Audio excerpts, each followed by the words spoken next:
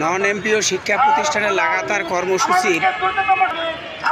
লাগাতার কর্মসূচির মধ্যে আজকে দ্বিতীয় রোজা। এই দ্বিতীয় রোজায় সম্মানিত শিক্ষক শিক্ষিকা সবাই মিলে ইফতারি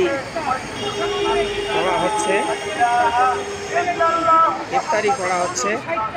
অনেক শিক্ষক শিক্ষিকা এখানে বসে আছেন ইফতারি করার জন্য।